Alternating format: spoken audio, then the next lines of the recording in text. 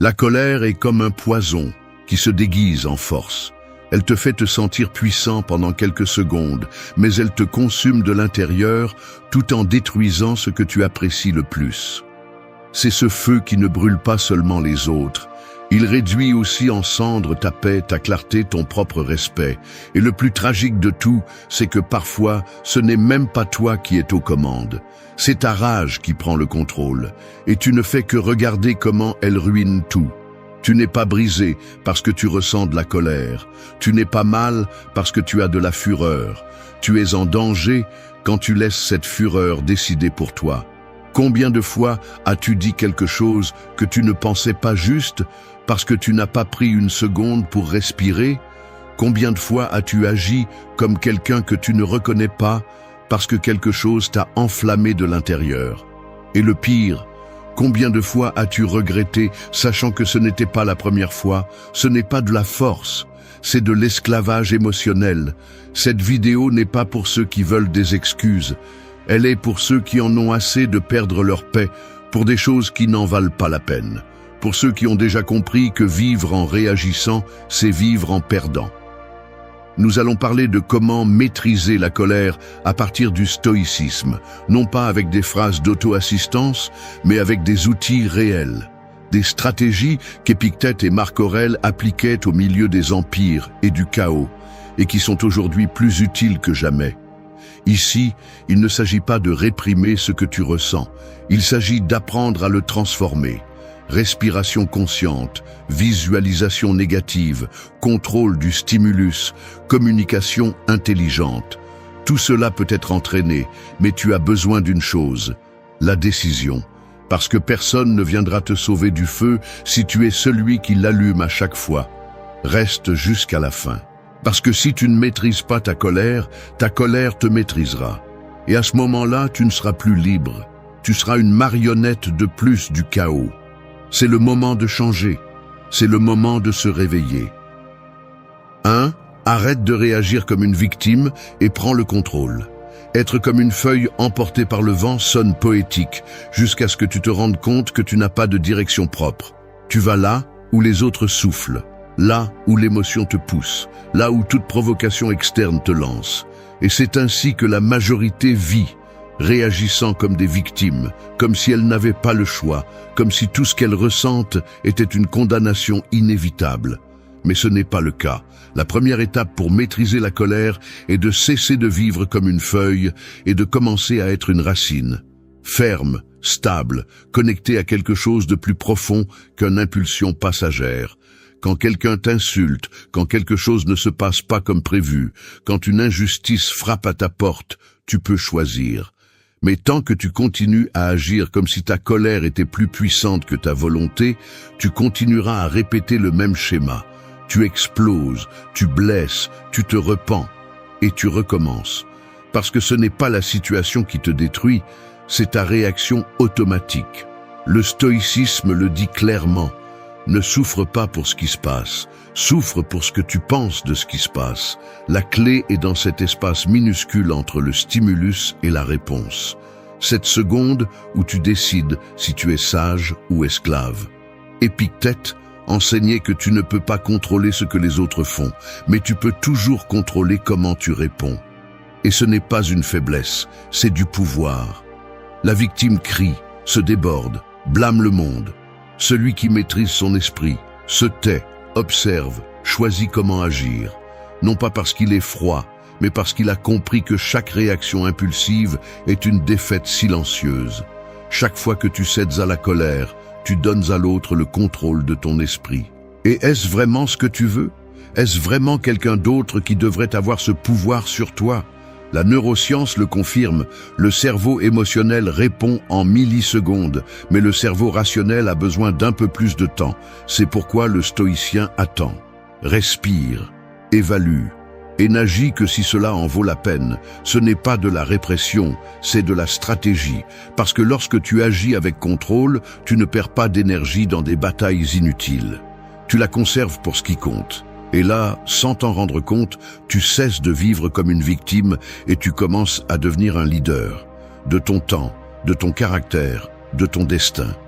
Il ne s'agit pas d'être parfait. Il s'agit de ne plus justifier tes explosions, de ne plus dire « c'est comme ça que je suis » comme excuse, de regarder en face cette partie de toi qui explose et de lui dire « plus jamais ». Parce que celui qui ne prend pas la responsabilité de sa colère devient un prisonnier de celle-ci. Et peu importe combien tu avances dans la vie, si tu n'es pas libre à l'intérieur, tu vas tout gâcher de l'intérieur.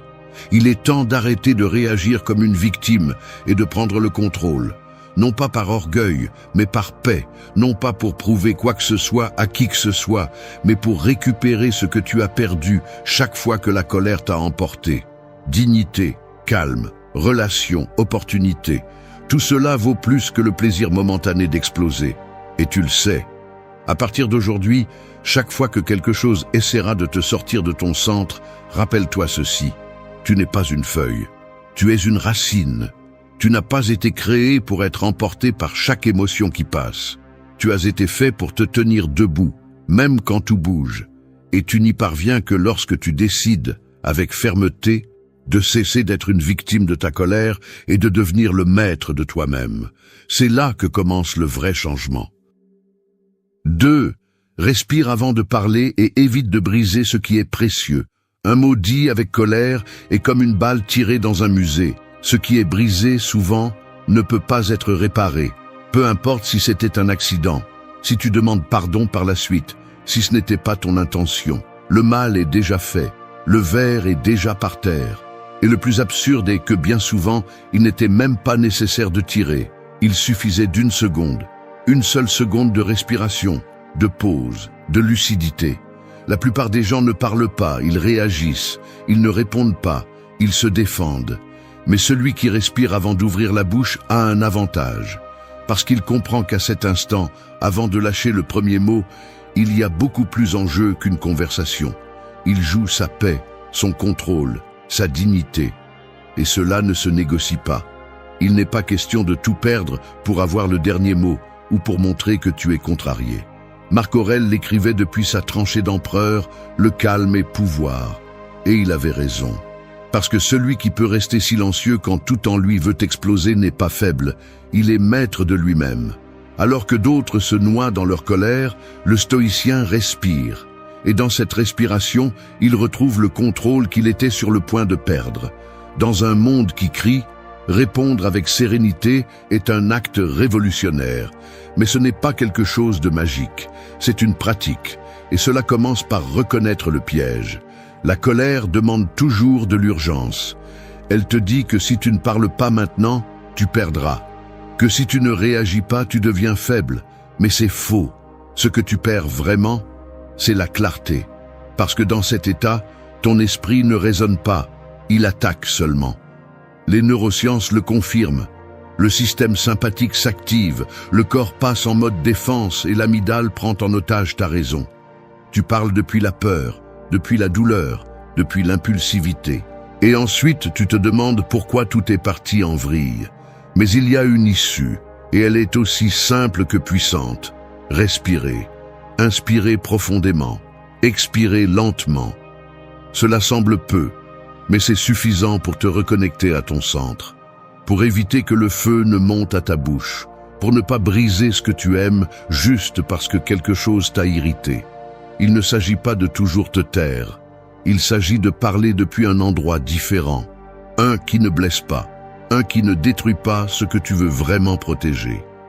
Épictète disait que nous devons d'abord apprendre à nous taire, puis à parler. Parce que le silence n'est pas passivité, c'est stratégie. Toutes les réponses ne méritent pas une réaction immédiate. Tout ce qui te dérange ne doit pas se transformer en guerre. Souvent, si tu respires, tu te rends compte que ce n'était pas si grave, que ce que tu allais dire n'a plus de sens, que ta colère se dissout avec l'oxygène, et si après avoir respiré tu penses toujours que tu dois parler, fais-le, mais fais-le depuis la conscience, pas depuis l'impulsion, parce qu'il y a des mots qui construisent et d'autres qui servent seulement à écraser. Et tu ne sais pas toujours quand tu es face à quelqu'un qui a déjà été trop blessé. Tu ne sais pas toujours combien le calme est précieux jusqu'à ce que tu le perdes complètement. Et c'est là que ton choix entre en jeu. Vas-tu réagir comme toujours ou vas-tu respirer et choisir différemment ? Tu n'as pas besoin de crier pour avoir raison. Tu n'as pas besoin d'offenser pour montrer ta douleur. Tu n'as pas besoin de briser quoi que ce soit pour montrer que tu es en colère. Tu as juste besoin de force intérieure, et cette force ne vient pas de t'imposer sur les autres, mais de te contenir toi-même. Respirer avant de parler est un acte de respect, pas seulement envers l'autre, mais envers toi-même. C'est déclarer que ce qui est précieux ne mérite pas d'être détruit par une émotion passagère. C'est comprendre que ta voix peut guérir ou peut couper, et tu décides quelle version de toi va parler, toujours. 3. Change le stimulus ou la colère te dominera. Une étincelle n'allume pas un feu si elle n'a rien à brûler. Mais si tu es entouré de bois sec, la moindre provocation, aussi minime soit-elle, suffit à te faire exploser. C'est ainsi que fonctionne la colère. Elle n'apparaît pas de nulle part, elle a besoin de carburant, et ce carburant, ce sont les stimuli auxquels tu es exposé chaque jour. Les gens, les environnements, les mots, les pensées. Tout cela alimente ou affaiblit ta capacité à rester calme. Et si tu ne choisis pas consciemment ce que tu permets près de toi, tôt ou tard, tu vas brûler de l'intérieur, et personne ne pourra t'éteindre, pas même toi. La plupart des gens veulent maîtriser leur caractère sans rien changer à ce qui les entoure. Ils prétendent contrôler leurs impulsions tout en restant dans le même chaos, avec les mêmes personnes toxiques, en écoutant les mêmes provocations, en acceptant les mêmes manques de respect. Mais cela ne fonctionne pas ainsi. Celui qui veut maintenir sa paix doit apprendre à la protéger. Parce qu'il n'y a pas d'esprit fort qui résiste à un environnement qui le sabote constamment. Ce n'est pas une question d'endurance, c'est une question d'intelligence émotionnelle. Le stoïcisme le rend clair. Si tu sais que quelque chose te pousse à perdre le contrôle, ton devoir n'est pas de résister éternellement. Ton devoir est de te retirer à temps. Épictète disait que nous ne devons pas nous exposer à ce que nous ne sommes pas prêts à affronter. Parce que lorsque tu t'accroches à des environnements qui t'ont déjà montré qu'ils te perturbent, tu acceptes d'être dominé. Et dans cette acceptation déguisée en force, tu perds. Tu te transformes en quelqu'un qui est toujours à un commentaire de l'explosion, à un geste de perdre les pédales. Non pas parce que tu es faible, mais parce que tu refuses de changer le stimulus. Et tu le sais, tu sais qui te perturbe, tu sais quelles situations te font sortir de ton centre. Tu sais quelles conversations te mettent la pression, mais tu reviens quand même, et c'est là la racine du problème. La neuroscience avertit que le cerveau enregistre des modèles de réponse émotionnelle. Plus tu t'exposes à quelque chose qui t'irrite, plus ton corps réagit rapidement avec colère. C'est un chemin automatique. L'amygdale se déclenche, l'activité rationnelle diminue, et tu ne penses plus, tu attaques seulement. C'est alors que tu dis ce que tu ne veux pas, tu fais ce qui fait mal, et à la fin tu te retrouves avec de la culpabilité, de la honte ou du ressentiment. C'est pourquoi changer le stimulus est de briser ce cycle avant qu'il ne se répète encore une fois. Changer le stimulus n'est pas une faiblesse, c'est de la maturité. Parfois, cela signifie quitter l'endroit où on te provoque, même si ton orgueil veut rester pour prouver que tu peux le gérer. D'autres fois, cela implique de mettre fin à une conversation avant qu'elle ne se transforme en cri. Cela peut être de fermer un réseau social, d'éteindre le téléphone, de t'éloigner quelques minutes. Le stoïcien ne cherche pas à gagner des discussions, il cherche à ne pas perdre la tête. Et pour cela, il se déplace avec stratégie. Il sait que tout ne se résout pas en l'affrontant de front. Il y a des batailles qui se gagnent en sortant à temps avant que le feu ne te consume. Demande-toi aujourd'hui, quels sont les stimuli qui sabotent ton calme ? Qu'est-ce que tu permets près de toi qui active ta pire version ? Parce que tant que tu ne les identifies pas et que tu ne fais rien à ce sujet, la colère continuera à trouver des moyens de te dominer. Non pas parce que tu es colérique, mais parce que tu n'as pas compris quelque chose de fondamental.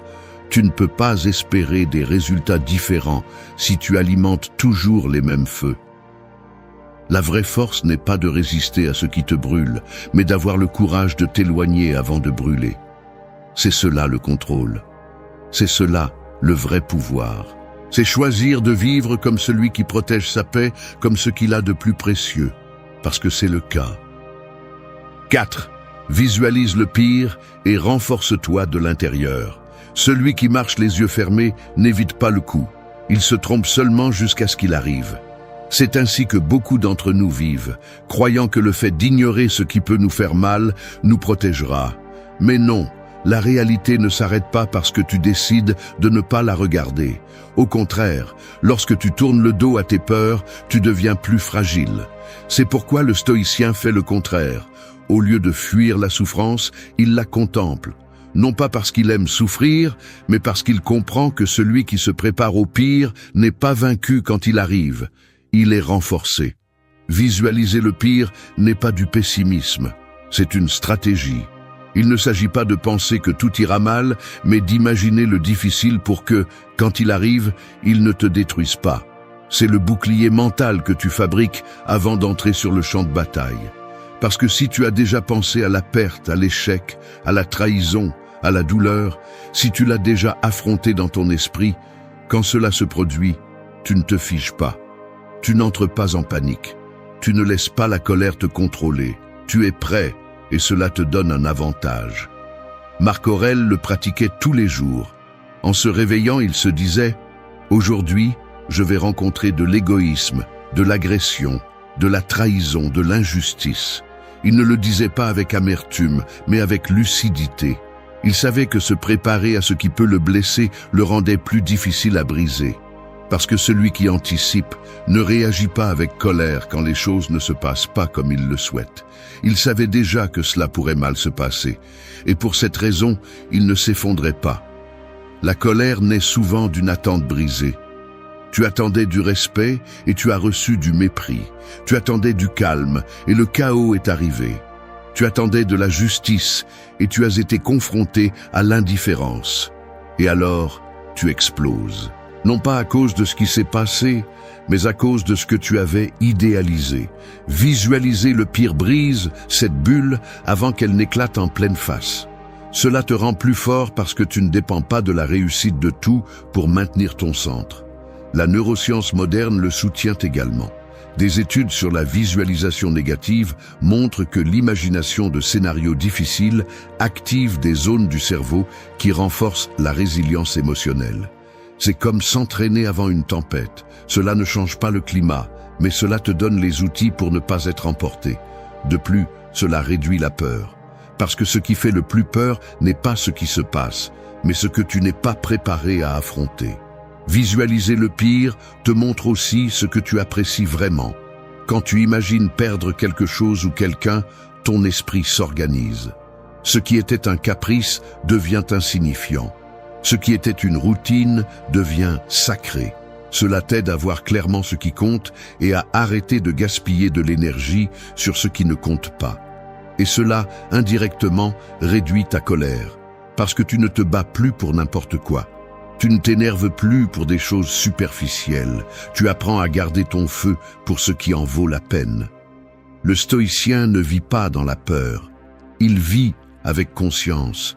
Il regarde l'adversité dans les yeux avant qu'elle n'apparaisse. Il ne se rend pas, il se renforce. Il ne s'amère pas, il s'entraîne, parce qu'il comprend que celui qui est préparé souffre moins. Et il n'a pas besoin d'exploser quand quelque chose fait mal. Il peut se tenir au milieu de la douleur parce qu'il s'est déjà vu là avant et a choisi de ne pas se rendre. Alors commence aujourd'hui. Visualise ce que tu crains le plus. La perte, le rejet, l'erreur, le conflit. Non pas pour t'obséder, mais pour te rendre plus fort. Parce que quand le pire vit dans ton esprit comme une possibilité réelle, tu arrêtes de le craindre. Et quand tu arrêtes de le craindre, tu ne réagis plus avec colère. Tu agis avec sang-froid, avec décision, avec force intérieure. Cela ne te le donne pas le monde, cela te le donne toi, si tu oses regarder ce que les autres évitent, et à grandir à partir de là. 5. Éloigne-toi de ceux qui drainent ton énergie. Certaines personnes sont comme des trous noirs émotionnels. Elles ne brillent pas par elles-mêmes, elles absorbent seulement la lumière des autres. Peu importe combien tu leur donnes, combien tu cèdes ou combien de fois tu respires profondément, À la fin, elles t'entraînent dans un vide où il ne reste que de la fatigue, de la colère et de la frustration. Tu essaies de garder ton calme, mais leur présence est une provocation constante. Elles ne cherchent pas à comprendre, elles cherchent à t'entraîner dans leur tempête. Et si tu ne prends pas de distance, tu finiras par confondre l'épuisement qu'elles provoquent avec un défaut supposé en toi. Alors qu'en réalité, la seule chose que tu as mal faite était de rester trop près. La maîtrise de la colère ne s'entraîne pas seulement vers l'intérieur, elle se défend aussi vers l'extérieur. Parce qu'il ne suffit pas de respirer si tu t'entoures de personnes qui prennent plaisir à te faire perdre le contrôle. Il est inutile de te contenir si chaque jour tu es exposé à des personnes qui prennent plaisir à semer la tension. La paix n'est pas seulement une pratique intérieure, c'est aussi une décision extérieure. Et cela implique d'identifier sans excuse ceux qui te volent ton énergie et de leur imposer une limite non négociable, ta distance. Épictète le disait clairement. Il disait que le sage ne s'engage pas dans des discussions inutiles, parce qu'il sait que ces batailles ne sont pas gagnées, elles épuisent seulement. Tous les conflits ne méritent pas ton attention, et toutes les personnes ne méritent pas d'être près de toi. Il y a ceux qui vivent dans la plainte, le sarcasme, la critique constante. Des gens qui transforment tout en problème, qui lancent des commentaires passifs-agressifs déguisés en blagues, qui ne sont jamais en paix, et c'est pourquoi ils t'entraînent à leur niveau. Tu ne peux pas changer leur nature, mais tu peux choisir de ne pas la partager. Les neurosciences montrent que l'environnement influence directement ton état émotionnel. Passer du temps avec des personnes conflictuelles active tes systèmes de défense, augmente le cortisol, altère ta capacité de raisonner et, avec le temps, génère un état constant de tension. Tu n'as pas besoin de cris ou d'insultes pour qu'une personne t'affecte. Il suffit de son énergie, il suffit de son attitude. Et si tu ne prends pas de mesures, cette énergie devient ton état naturel. Sans t'en rendre compte, tu vis sur la défensive, irrité, émotionnellement épuisé. T'éloigner ne signifie pas toujours rompre les liens de manière dramatique. Parfois, il s'agit de réduire le contact, de fixer des limites fermes, de ne pas entrer dans des conversations inutiles. D'autres fois, cela implique de fermer des cycles, parce que tu ne peux pas protéger ta paix si tu continues à ouvrir la porte à ceux qui te la retirent. Le stoïcien n'est pas insensible, il est sélectif. Il fait attention à qui il dépense son énergie parce qu'il sait qu'elle est limitée. Et si tu la donnes à ceux qui ne savent que consommer, tu te retrouveras vide pour ce qui compte vraiment. La maturité se mesure aussi par ta capacité à dire plus jamais. Plus jamais de tolérance déguisée en patience. Plus jamais de sourire forcé avec celui qui te blesse en silence. Plus jamais d'explication à celui qui cherche seulement à discuter. Et ce plus jamais, tu ne le cries pas.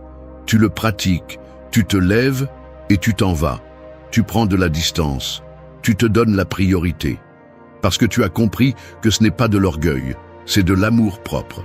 Ce n'est pas de l'arrogance, c'est du respect. Et ce n'est pas de la fuite, c'est de la protection. Prends soin de ton énergie comme tu prends soin de ta santé. Éloigne-toi de ceux qui te poussent à la limite. Non pas parce que tu leur dois de la rancœur, mais parce que tu te dois la paix. La colère naît souvent non pas de toi, mais de l'épuisement d'être là où tu ne devrais plus être. Et seul celui qui est assez courageux pour partir à temps réussit à conserver son calme dans un monde qui insiste pour te l'arracher. 6.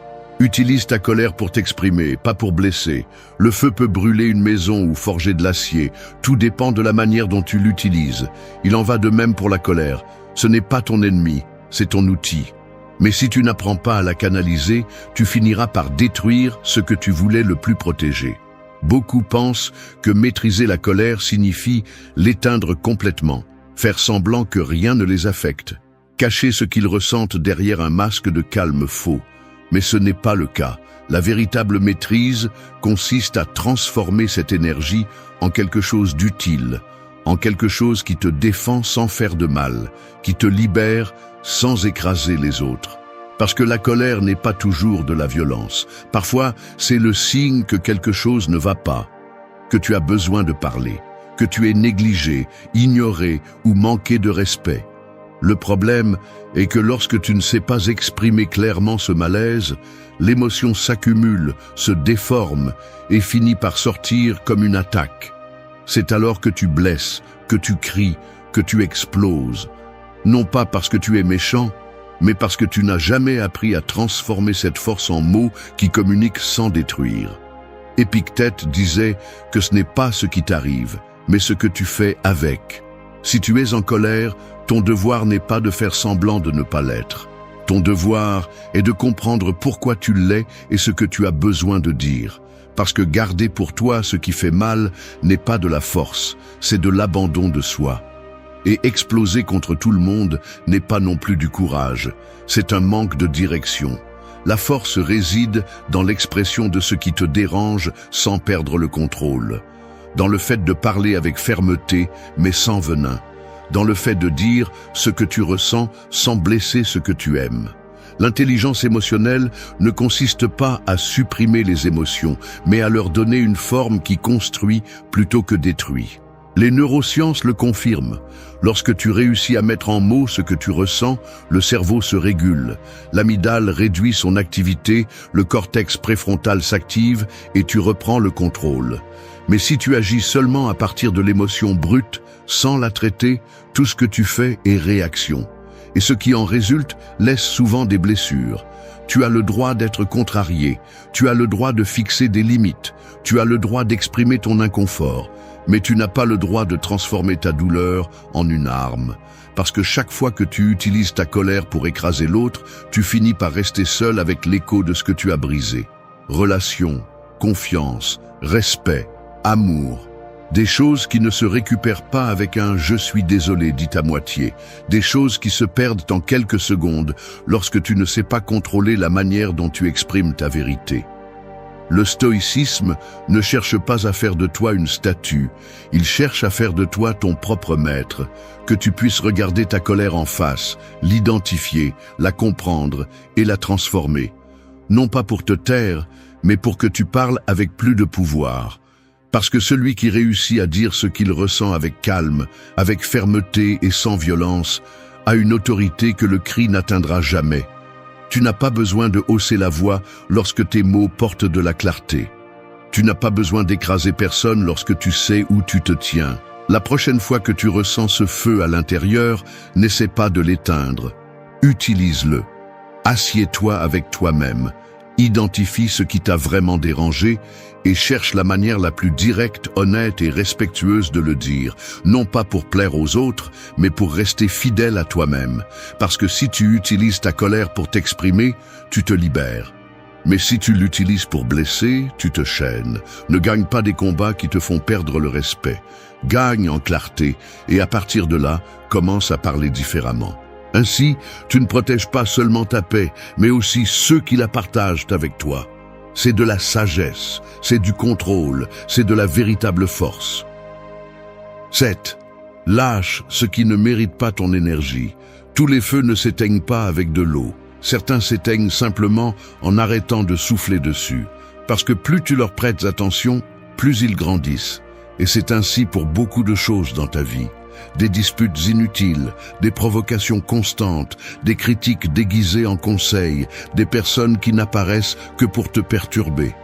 Elles ne se nourrissent pas seules, elles se nourrissent de toi, de ton énergie, de tes réponses, de ta présence. Et pendant que tu penses que tu poses des limites, en réalité, tu laisses tout cela vivre dans ta tête gratuitement, te volant l'espace que tu pourrais utiliser pour être en paix. Beaucoup confondent la force avec la résistance. Ils pensent qu'être fort, c'est tout supporter, répondre à tout, porter tout. Mais non. La véritable force réside dans la sélection. Savoir quand parler et quand se taire. Quand avancer et quand lâcher. Parce que ce que tu ne lâches pas te consume. Et ce qui te consume finit par te contrôler. Donc, si tu veux maîtriser ta colère, tu dois apprendre à te vider de ce qui ne mérite pas d'être en toi. Tout ce qui te dérange ne doit pas rester. Tout ce qui fait mal ne doit pas occuper d'espace. Et c'est toi qui décides ce qui reste et ce qui part. C'est la différence entre un sage et quelqu'un qui ne fait que réagir. Le premier filtre, Le second s'en mêle dans tout. Tu choisis qui tu veux être. Marc Aurèle disait que si quelque chose d'extérieur te blesse, le mal n'est pas en cela, mais dans ton jugement sur cela. Ce à quoi tu ne donnes pas d'importance ne peut pas te toucher. Mais quand tu accordes trop d'attention à l'insignifiant, tu le transformes en géant. C'est ainsi que la colère prend le pouvoir. Elle s'infiltre par de petites blessures mal soignées, par des conversations inutiles que tu répètes dans ton esprit, par des gens qui ne sont plus là, mais que tu continues à porter comme s'ils comptaient encore. La neuroscience le confirme. Revivre des conflits dans ton esprit active les mêmes centres cérébraux que s'ils se produisaient réellement. Ton corps ne distingue pas si le mal est passé ou présent. Il ne répond qu'avec du stress, de l'irritabilité, de l'épuisement. Et tant que tu continues à tourner en rond sur ce que tu aurais dû laisser derrière toi, tu continues à permettre à cette émotion de gouverner ton état mental. Lâcher, donc, n'est pas un acte symbolique. C'est une stratégie vitale. C'est choisir de ne plus te fatiguer pour ce qui ne construit pas. Lâche le besoin d'avoir le dernier mot. Lâche cette conversation non résolue que tu répètes depuis des semaines. Lâche le ressentiment qui ne t'empoisonne que toi. Lâche ce message qui n'est jamais arrivé et qui ne va rien changer. Lâche cette image de comment les choses auraient dû être. Ce n'est pas de la résignation, c'est de la maturité. C'est te regarder dans le miroir et te dire « Mon énergie est limitée et je ne compte plus la donner à ceux qui ne la méritent pas ». Le stoïcien ne s'en mêle pas dans tout parce qu'il a appris à prioriser sa paix. Il comprend qu'il y a des batailles qui se gagnent en ne les combattant pas, que parfois le véritable triomphe n'est pas de s'imposer, mais de se retirer. Non pas parce que tu abandonnes, mais parce que tu te protèges. Lâcher est un choix quotidien, et seuls ceux qui se valorisent suffisamment sont capables de le faire. Et toi, combien de fois vas-tu encore dépenser ton énergie pour ce qui ne change pas, pour ce qui ne vaut rien, pour ce qui n'ajoute rien? Lâche, libère-toi, et concentre-toi seulement sur ce qui mérite ta paix. Parce qu'il n'y a rien de plus cher que de donner ta tranquillité à ceux qui ne la respectent pas. Et il n'y a pas d'acte plus fort que de regarder le monde et de dire « Aujourd'hui, mon énergie est à moi et je la garde pour moi. » 8. Parle avec respect, même si tu es contrarié. Quand la tempête gronde en toi, l'impulsion naturelle est de la lâcher avec force. Crier, attaquer, écraser avec des mots pour que l'autre comprenne ta douleur, ta colère, ta rage contenue. Mais tu ne te rends pas compte d'une chose, chaque mot que tu lances avec fureur peut revenir comme un écho de conséquences. Il ne s'agit pas d'être faux, ni de sourire quand tu brûles de l'intérieur. Il s'agit de comprendre que même dans ton pire moment, tu décides si ta voix construit ou détruit. Le respect, au milieu de la colère, n'est pas une faiblesse. C'est une maîtrise absolue. Beaucoup pensent que quand tu es contrarié, tu as le droit de dire ce que tu veux, de la manière que tu veux. Ils se cachent derrière la phrase « je l'ai dit parce que j'étais en colère », comme si cela effaçait le mal. Mais la vérité est que ces mots restent là. La blessure reste. Et une fois que tu as franchi cette ligne, tu ne peux pas toujours revenir en arrière. Ce que tu as dit n'est pas si facilement oublié. Tu peux demander pardon, oui, mais il y a des choses que même le pardon ne répare pas. Le stoïcisme ne cherche pas à te faire taire ce que tu ressens. Il cherche à ce que tu le dises avec la force de quelqu'un qui se respecte lui-même et qui respecte les autres, même quand il est blessé. Épictète enseignait qu'il n'y a pas de situation si urgente qui justifie de perdre le contrôle de soi-même. Parce que si tu te laisses emporter par l'émotion, tu cesses d'être toi. Tu deviens une réaction. Et de là, tu ne peux rien construire de valable. Parler avec respect ne signifie pas adoucir la vérité. Cela signifie savoir comment la livrer sans la transformer en une arme. Cela signifie dire ce que tu penses, mais sans perdre ton essence dans le processus. Même quand tu es blessé, tu peux regarder l'autre dans les yeux et parler depuis ton centre, pas depuis ta colère. Tu peux dire « cela m'a blessé » sans crier.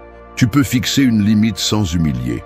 Tu peux exprimer ta colère sans perdre la raison. La neuroscience le prouve. Quand tu parles avec respect, même si tu es contrarié, le cerveau de l'autre ne se met pas sur la défensive. Il écoute, il reçoit, il réfléchit.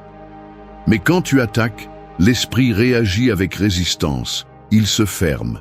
Il te laisse parler seul, crier seul, lutter seul. Et cela n'est pas de la communication, c'est de la guerre. Une guerre que tu as provoquée toi-même parce que tu n'as pas su t'arrêter avant de franchir la ligne. Parler avec respect te protège aussi. Parce que quand tout est passé, tu peux regarder en arrière et te sentir en paix. Savoir que tu n'as pas perdu la tête. Savoir que tu n'as pas trahi tes valeurs. Savoir que tu as été ferme mais sans être cruel. Et cette paix n'a pas de prix. La dignité qui se conserve au milieu du conflit est celle qui construit vraiment ton caractère. Le stoïcien s'entraîne pour cela. Il ne s'agit pas de feindre le calme. Il s'agit de le renforcer de l'intérieur pour que, même quand le monde s'effondre, sa voix ne devienne pas une autre pierre qui détruit. Il s'agit d'avoir un tel contrôle de soi-même qu'il n'a pas besoin d'élever la voix pour être entendu, ni de blesser pour être pris au sérieux. Son respect n'est pas une faveur, c'est le reflet de son propre équilibre. Alors, la prochaine fois que tu seras à bout, respire. Attends quelques secondes. Demande-toi, comment puis-je dire cela sans regretter plus tard?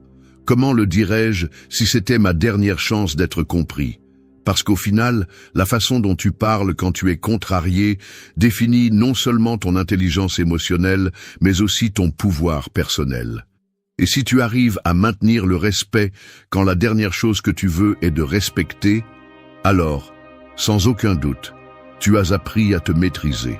Et cela, plus que n'importe quel argument gagné, est ce qui te rend vraiment fort. Tu vis comme si tu étais libre, mais tu es enchaîné. Non pas avec des chaînes visibles, mais avec des pensées qui te dominent, des réactions que tu ne contrôles pas et des désirs que tu n'as même pas choisis. Tu es comme un cheval sauvage qui croit courir de son propre gré, alors qu'en réalité, il ne fait que suivre la corde que quelqu'un d'autre tient.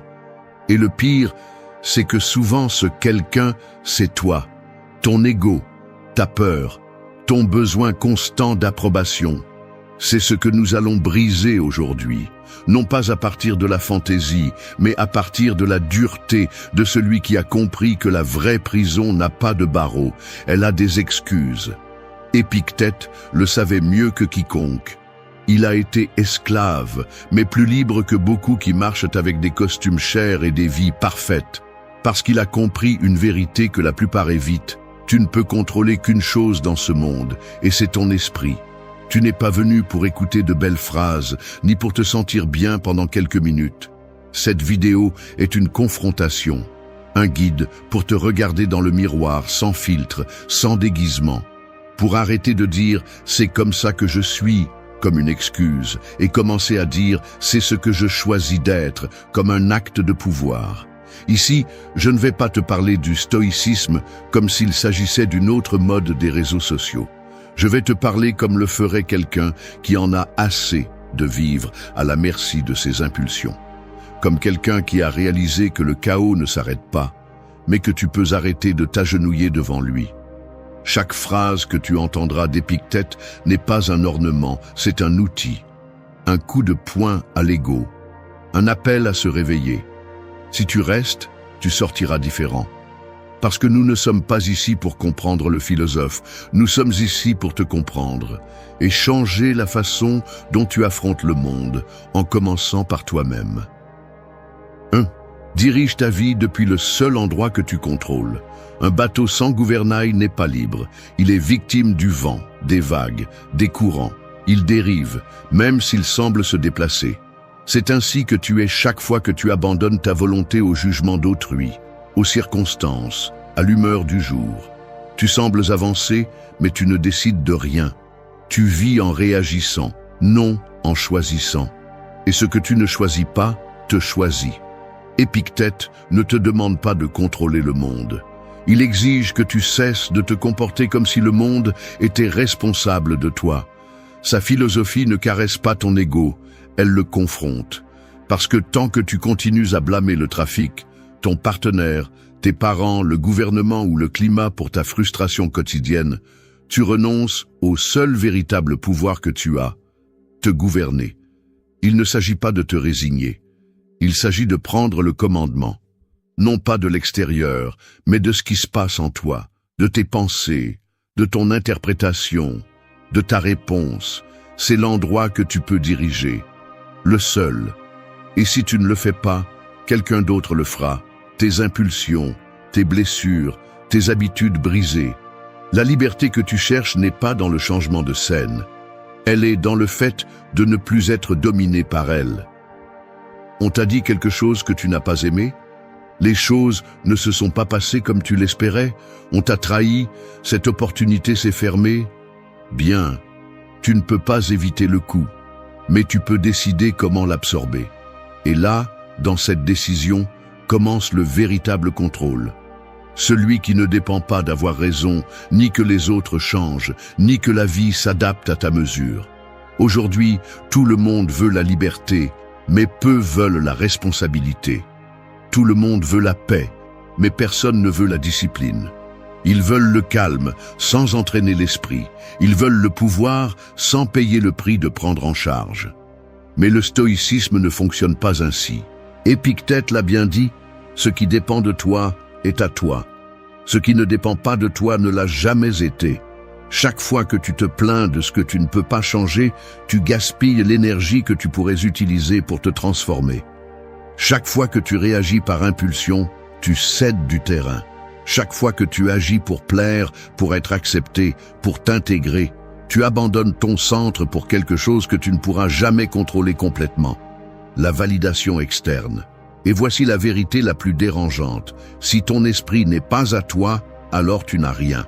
Ni ton travail, ni ton succès, ni tes relations ne valent si tu ne peux pas diriger ce qui se passe en toi. Le calme n'est pas une conséquence de la chance, c'est une décision entraînée. C'est choisir, au milieu du chaos, de ne pas te trahir. Alors pose-toi cette question. D'où vis-tu? De ce que le monde te pousse à être ou de ce que tu choisis d'être? Parce que tant que tu continueras à attendre que les choses changent pour te sentir bien, tu resteras enchaîné. Mais si tu décides aujourd'hui de prendre le contrôle de ta pensée, de ton attitude, de ton approche, alors, même si tout autour de toi est en ruine, tu resteras ferme. Parce que l'esprit, lorsqu'il est entraîné, n'a pas besoin de conditions idéales pour rester libre. Il a juste besoin que tu prennes le contrôle. 2. Libère-toi de la faim d'être vu. Tu as tellement faim d'être vu que tu ne te rends même pas compte que tu te vends. Chaque geste, chaque mot, chaque publication n'est pas pour toi. C'est pour attirer l'attention des autres qui, au fond, ne t'importent même pas. Tu as transformé ta vie en une vitrine qui ne montre que ce que le monde approuve. Et toi, tu es resté derrière. Tu t'es effacé. Parce que maintenant, tu ne vis que pour maintenir l'image. Parce qu'on t'a appris à croire que si tu n'as pas d'impact, tu n'existes pas, que si tu n'es pas validé, tu ne vaux rien. Mais Épictète ne s'agenouillait devant le regard de personne. Il te dirait, as-tu vraiment besoin que quelqu'un d'autre te voie pour te sentir vivant? Parce que si la réponse est oui, alors tu es esclave, et pas même de quelqu'un, mais de tout le monde. De n'importe quel œil qui te regarde, de n'importe quelle opinion qui flotte, de n'importe quel geste que tu interprètes comme une acceptation. On ne vit pas ainsi, on survit. On ne grandit pas ainsi, on agit. Et il arrive un moment où tu ne sais plus qui tu es. Tu sais seulement ce que les autres attendent de toi. Es-tu dérangé de ne pas recevoir de messages? Es-tu inquiet de ne pas avoir de réponse rapide? Es-tu affecté de ne pas te sentir présent dans l'esprit de quelqu'un? Voilà le problème. Ta stabilité est accrochée à un fil invisible que n'importe qui peut couper en t'ignorant simplement. L'ego cherche à être vu, mais l'âme veut seulement être vraie. Et quand tu vis pour impressionner, tu abandonnes ce que tu es vraiment. Tu t'adaptes, tu exagères, tu te tais ou tu fais semblant. Parce que tu confonds présence et valeur. Mais une chose est d'être remarqué, et une autre très différente est d'être respecté.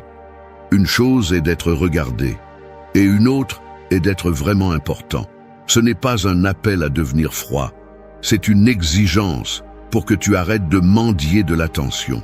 Parce que personne ne te doit de validation. Personne n'a la responsabilité de te rappeler ta valeur. Ce travail te revient, parce que lorsque le silence arrive, et il arrivera, si tu ne sais pas qui tu es sans les yeux sur toi, alors tu n'es personne. Et Épictète ne parlait pas pour être suivi, il parlait pour que tu te trouves. Il savait que la liberté n'était pas d'être entouré d'applaudissements, mais d'avoir la force de marcher sans eux. Demande-toi combien de décisions tu as prises ce mois-ci juste pour plaire. Combien de fois as-tu parlé plus fort juste pour être remarqué? Combien de fois as-tu cessé d'être toi parce que l'environnement t'a conditionné? Si ton authenticité a un prix, alors tu as déjà été vendu. Et tu t'es vendu toi-même, chaque fois que tu as eu besoin d'être le centre, chaque fois que tu as préféré l'acceptation au respect de soi. Tu n'as pas besoin d'être partout, tu n'as pas besoin d'être compris par tout le monde, tu n'as pas besoin de plaire à quelqu'un pour vivre en paix.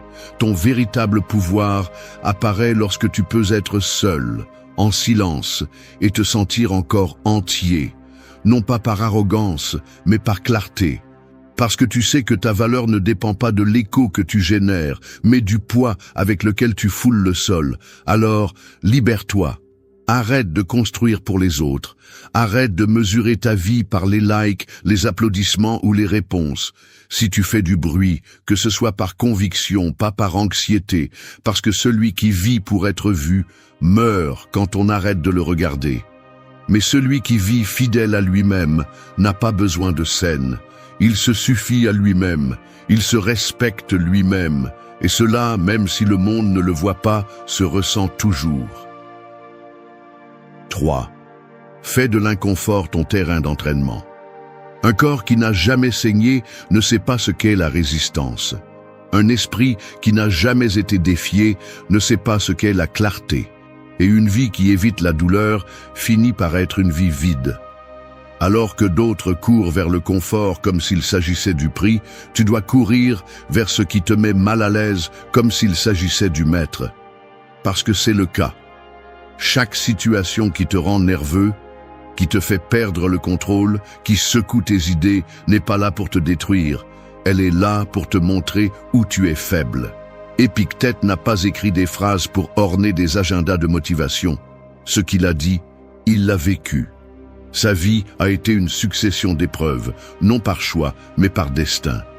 Mais au lieu de résister, il a utilisé la douleur comme une forge. Alors que d'autres se demandaient « Pourquoi moi ?», il demandait « Qu'est-ce que je peux entraîner avec ça ?» Et c'est cette mentalité qui te manque. Parce que si tu continues à voir l'inconfort comme une punition, tu ne grandiras jamais.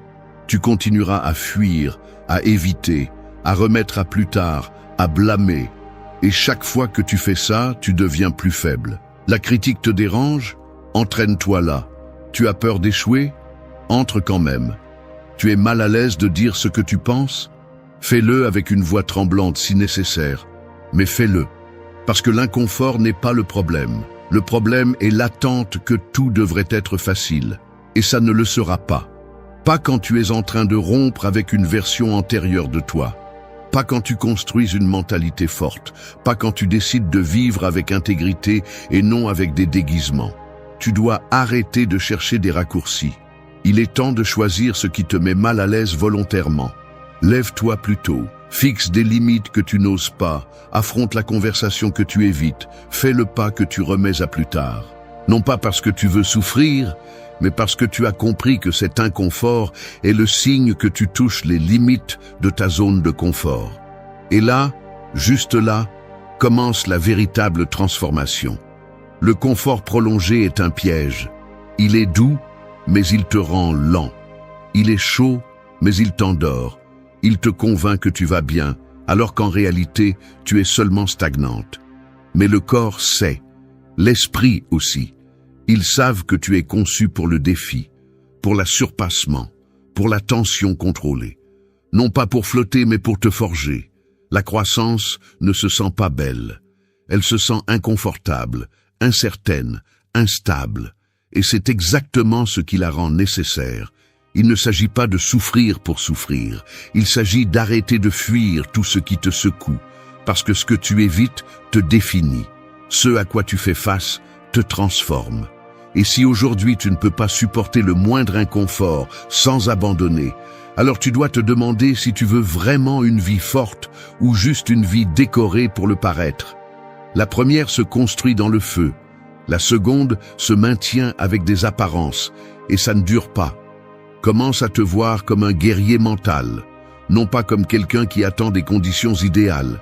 Entraîne le caractère dans le quotidien, dans les moments où tu pourrais choisir la facilité, mais tu choisis ce qui te forme. À chaque occasion où tu pourrais céder, mais tu décides de tenir bon. C'est là que se construit ce qu'on appellera plus tard la force. Mais tu connaîtras la vérité, qu'elle a été entraînée en silence, en solitude, dans des moments que personne n'a célébrés. Fais de l'inconfort ton terrain d'entraînement, parce que tout ce qui te fait trembler aujourd'hui, si tu y fais face avec constance, deviendra demain une partie de ta force. Et viendra le jour où ce qui te paralyse aujourd'hui n'aura plus de pouvoir sur toi, parce que tu l'as affronté, parce que tu n'as pas fui. Parce que tu as décidé de grandir, non pas par caprice, mais par nécessité. Parce que tu as compris que seul l'inconfort te mène à l'invincible. 4. Permets-toi de tomber sans abandonner ton chemin. Un guerrier ne se mesure pas par le nombre de fois qu'il évite la bataille, mais par le nombre de fois qu'il tombe, saigne, se brise, et pourtant se relève avec le regard fixé sur l'horizon. Mais toi, chaque fois que tu trébuches, chaque fois que quelque chose ne se passe pas comme tu l'espères, tu le prends comme un signe pour abandonner. Comme si l'erreur était une condamnation. Comme si échouer signifiait que tu ne vaux rien. Qui t'a appris cela? Qui t'a convaincu que tomber est synonyme d'échec et non une partie du processus? Épictète a été clair. Ce qui est important n'est pas ce qui t'arrive, mais comment tu réagis à cela. Mais aujourd'hui, tout le monde veut un chemin propre, parfait, sans tache, et dès qu'ils trébuchent, ils le voient comme une preuve qu'ils ne sont pas faits pour cela. Ils abandonnent, changent de route, se cachent, comme si le fait d'échouer parlait plus fort que l'intention de persévérer.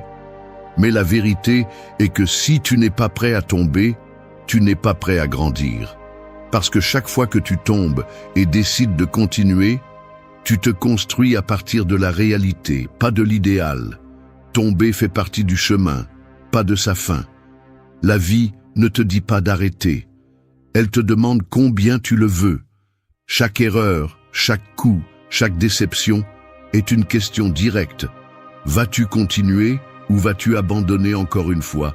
Parce que si tu abandonnes chaque fois que les choses ne vont pas bien, alors tu n'es pas engagé envers ta vision. Tu es engagé envers ton confort.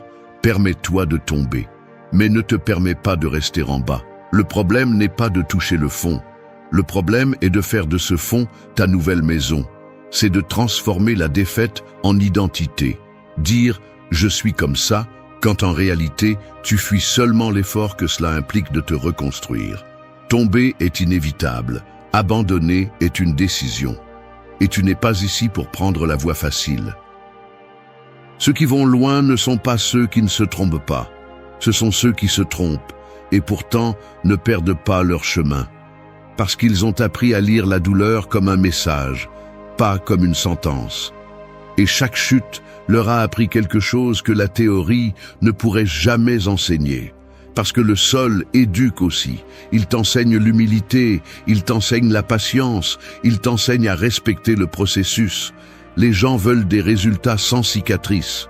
Mais les cicatrices parlent. Elles racontent des histoires d'essai, de courage, d'insistance. Ce ne sont pas des symboles de défaite, ce sont des preuves que tu as essayé quand il était plus facile d'abandonner. Et si aujourd'hui tu traverses un moment où tu sens que tu es tombé, alors écoute bien. Tu n'as pas échoué. Tu es simplement en train d'être forgé par le chemin. Relève-toi. Non pas parce que tout va bien, mais parce que tu mérites de continuer. Parce qu'il reste encore du chemin à parcourir. Parce qu'abandonner te laisserait avec plus de douleur que le coup lui-même. Tu ne te brises pas en tombant. Tu te brises en abandonnant ce que tu sais que tu voulais construire. C'est la trahison la plus douloureuse. Celle que tu commets contre toi-même, lorsque tu décides de ne pas continuer. Épictète n'a pas écrit pour les parfaits.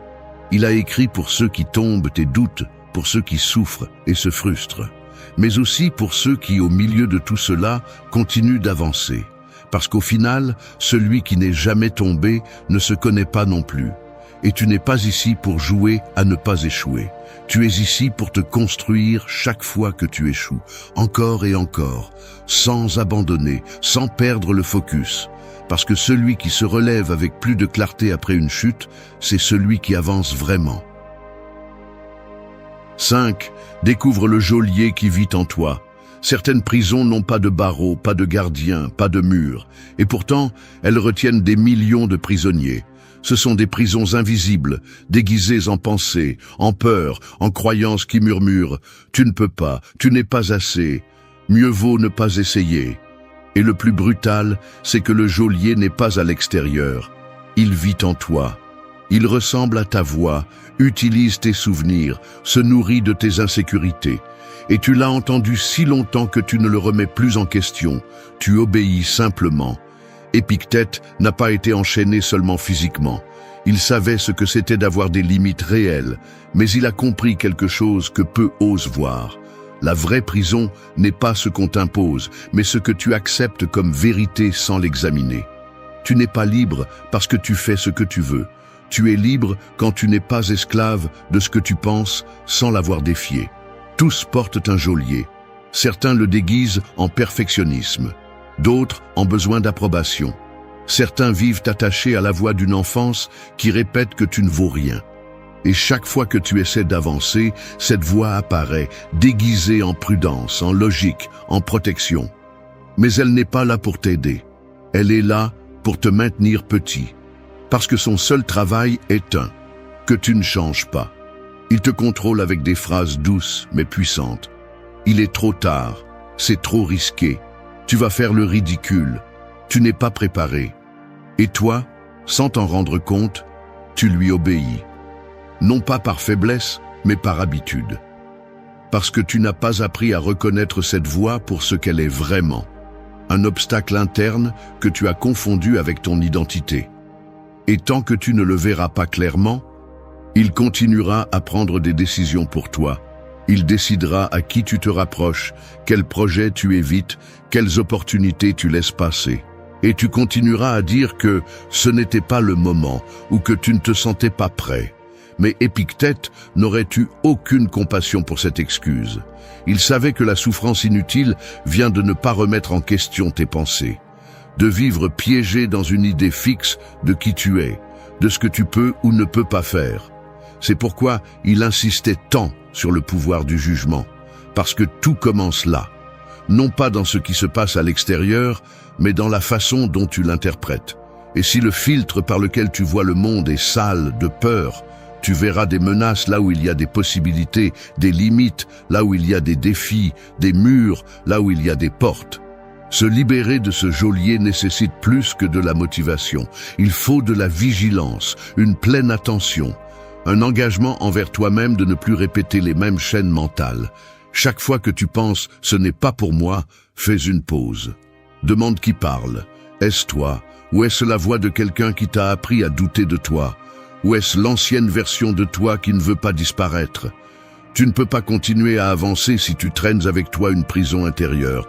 La première étape est de la nommer, la voir, l'exposer, parce que ce qui n'est pas nommé gouverne en silence. Et ce qui gouverne en silence te limite même quand tu penses que tu avances. Découvre le geôlier qui vit en toi, et quand tu le reconnaîtras, ne l'affronte pas avec haine, affronte-le avec vérité, parce que cette partie de toi n'existe que parce qu'à un moment donné tu as cru qu'elle te protégeait. Mais tu n'en as plus besoin. Tu n'es plus cet enfant insécurisé, tu n'es plus cet adolescent cherchant l'approbation, tu n'es plus cet adulte craintif qui attend d'avoir tout clair pour commencer. Maintenant, tu es quelqu'un qui veut une vraie liberté. Et cela ne se réalise que lorsque tu cesses d'obéir à ce qui n'a jamais mérité d'avoir le contrôle. 6. Lorsqu'on te provoque, réponds avec puissance, pas avec du bruit.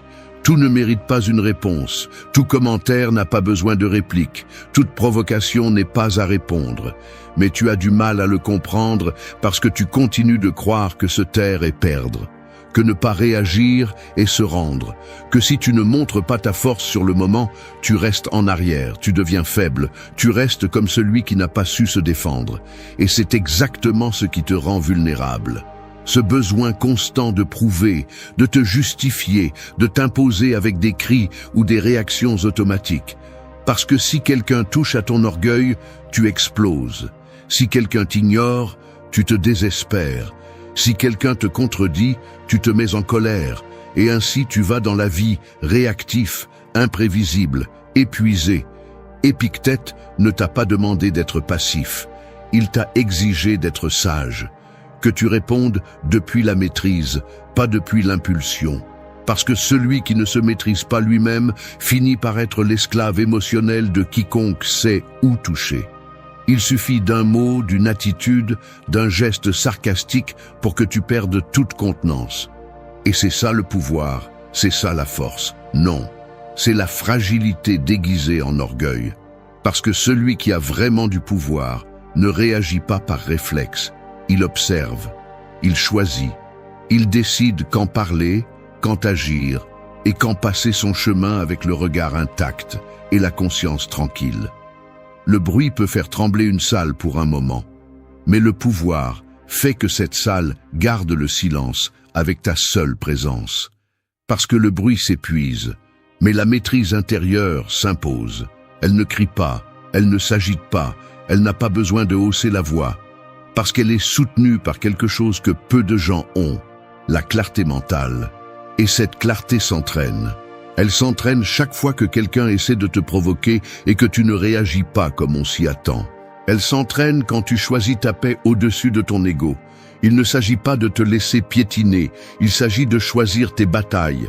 Parce que si tu te bats chaque fois que quelque chose te dérange, tu seras en train de te battre toute ta vie. Tu deviendras l'esclave de ton environnement, pris dans des discussions sans sens, te volant de l'énergie que tu pourrais utiliser pour grandir, pour créer, pour avancer. Épictète n'évitait pas le conflit par lâcheté. Il le faisait parce qu'il comprenait que ça ne vaut pas la peine de s'épuiser à prouver quoi que ce soit à quelqu'un qui n'apporte rien. Parfois, se taire est une preuve d'intelligence. Parfois, regarder fermement et ne pas répondre est plus tranchant que n'importe quel argument. Parfois, ne pas tomber dans le piège est la victoire. Mais pour cela, tu as besoin d'arrêter de chercher la validation dans ta réponse. Parce que beaucoup ne provoquent pas pour te gagner. Ils provoquent pour t'entraîner à leur niveau. Et quand tu tombes là, même si tu crois que tu as gagné, tu as déjà perdu. Tu n'es pas faible pour garder ton calme. Tu es faible quand tu permets à n'importe qui de diriger ton état émotionnel. La liberté que prêche le stoïcisme ne concerne pas seulement de résister à ce que tu ne peux pas contrôler. Il s'agit aussi de contrôler comment tu agis face à ce que tu n'attendais pas. D'avoir la capacité de marcher entre les provocations sans perdre le nord. Que personne n'ait le pouvoir de te voler le contrôle. Parce que quand tu apprends à répondre avec puissance et non avec du bruit, quelque chose change. Tu n'es plus en guerre avec le monde. Tu es en contrôle de toi-même. Et ce contrôle, même si personne ne le voit, est ce qui impose vraiment. Ce qui fait vraiment peur. Parce que celui qui ne peut pas être provoqué ne peut pas être manipulé. Et celui qui ne peut pas être manipulé est véritablement libre. 7. Laisse tes actes parler le langage de ta philosophie. Peu importe ce que tu dis être si ta vie ne le démontre pas. Peu importe combien de phrases tu mémorises, combien de livres tu lis ou combien tu te vantes de savoir si tes décisions quotidiennes contredisent chaque mot qui sort de ta bouche. Personne ne te respecte pour ton discours, mais pour ton comportement constant, pour ta fermeté sous pression, pour la façon dont tu agis quand personne ne t'applaudit ni ne t'observe. C'est ta véritable carte de visite. Non pas le concept que tu répètes, mais la cohérence que tu incarnes. Épictète ne t'a pas demandé de parler de vertu, il t'a exigé de la vivre. Parce que connaître la théorie ne sert à rien si tu ne l'appliques pas lorsque le monde te met à l'épreuve. Si le premier obstacle te fait trahir tes principes, alors ce que tu as n'est pas une philosophie, c'est du théâtre. Parler est facile. Agir avec caractère, pas tant. Dire « je ne suis plus le même » peut être fait par n'importe qui, mais le prouver quand tu as l'occasion de retourner à tes vieilles habitudes, seulement quelques-uns. L'incohérence est la plus grande trahison envers toi-même. Parce que si tu sais ce qui est correct et que tu choisis quand même ce qui est confortable, facile, ce qui impressionne les autres, tu sabotes ton propre respect. Et c'est bien plus grave que toute critique externe. Parce que lorsque ton esprit détecte que tu ne fais pas ce que tu prêches, il commence à te perdre le respect de l'intérieur. Et une fois que tu te vois toi-même comme un imposteur, tout ce que tu fais vacille. Le jugement propre est le plus destructeur. Ta philosophie ne se mesure pas par ton discours, elle se mesure par ton style de vie. Dans la façon dont tu utilises ton temps, dans la façon dont tu traites les autres, dans la façon dont tu réagis à l'inattendu.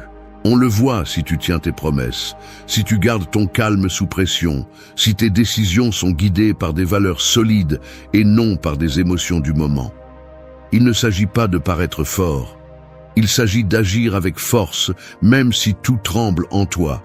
C'est de cela qu'Épictète parlait. Et non, tu n'y arriveras pas toujours, tu vas échouer. Mais même là, on voit la différence entre celui qui vit avec philosophie et celui qui prétend en avoir une. Parce que celui qui vit avec elle ne se rend pas en échouant. Il s'ajuste, il s'observe, il corrige. Il ne se remplit pas d'excuses, ni ne se cache derrière des mots vides. Il continue, il apprend, il devient plus affûté à chaque chute, parce qu'il sait que la cohérence se construit, elle ne se feint pas. Tu n'as pas besoin d'être parfait, tu as besoin d'être authentique, que ce que tu dis ait ses racines dans ce que tu fais, que si tu parles de maîtrise de soi, cela se voit quand quelqu'un te provoque. Que si tu parles de liberté intérieure, cela se voit quand le monde s'effondre et que tu ne te plies pas. Cette fermeté ne se crie pas, elle se transmet. Elle ne s'explique pas, elle se ressent. Les gens le remarquent, même si tu ne dis pas un seul mot. Et si tu te demandes quand cela commence, la réponse est simple. Maintenant, avec la prochaine décision que tu prendras, avec la prochaine fois que tu pourrais mentir et que tu choisis de dire la vérité, avec le prochain moment où tu pourrais abandonner et que tu choisis de persévérer.